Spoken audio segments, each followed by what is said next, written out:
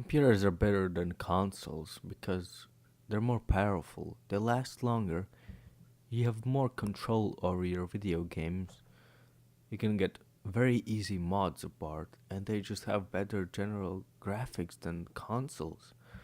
You can customize your key bindings, you can do whatever you want on a computer, you can even run an emulator and emulate any console that you want. You can get any game on a PC just as you would on a console. The thing about computers is that they're not even that hard to set up.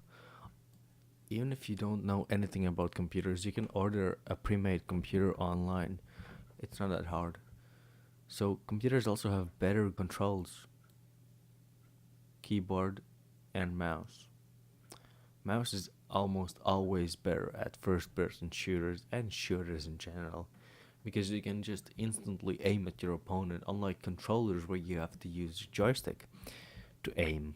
It's not that good. Consoles don't get that many sales, and PC users most likely will get games much cheaper than console players.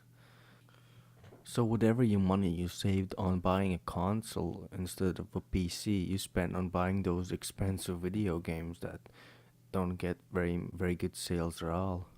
Sure, consoles might be a little cheaper than computers to purchase, but in the end, you spend most of that money buying $60 games that really aren't that cheap. And on PC, you get these games like a month later on a 50% sale, and you save money that way.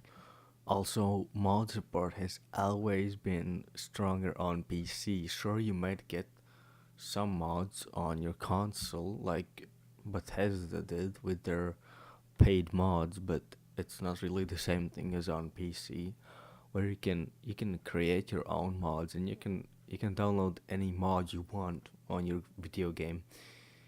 Most notably GTA 5, the same Fallout series, and other games. You can get any mods and you can get them instantly. You don't have to pay for them. It's very easy to install. And the same thing includes graphics mods. I mean, if you look at the comparison between computer graphics on a video game and compared to the console, it's always going to be better on the computer. It doesn't really matter what kind of a rig you got, whether you have a low end computer or you have a mid range computer or even a very good high range computer.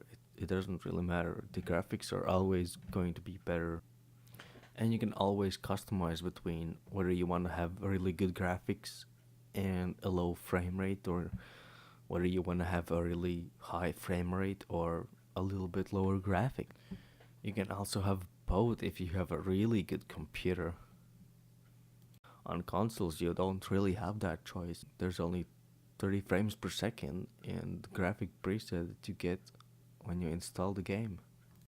So consoles maybe come out like every 5 years, a new generation, and every single time it's probably gonna be at least a year or two outdated in terms of technology. And even if your computer ages over time, you can still set the graphic preset a little lower and you still get a pretty good frame rate. And you don't have to upgrade your computer immediately, unlike consoles. So speaking about controllers, they really aren't that good. I mean, on a keyboard you can always clean it out with a cue stick or a air pressure, and controllers get really sticky after a while. I don't know why. I mean, maybe it's just me, but the buttons start to stick, and it's not really that good. Also, you have to recharge them. I mean, you don't have to recharge a keyboard unless you're using a wireless keyboard and a mouse. You never have to recharge those. Another thing is that virtual reality support is a lot better on the computer than the console.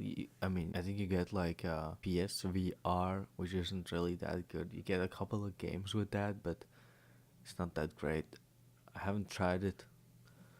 but I'm pretty sure the computer version is a lot better because there you have a lot more choice between the headsets and a lot more games than you would on a console. Anyway, that's probably enough rambling from me. I hope you have a nice day and goodbye.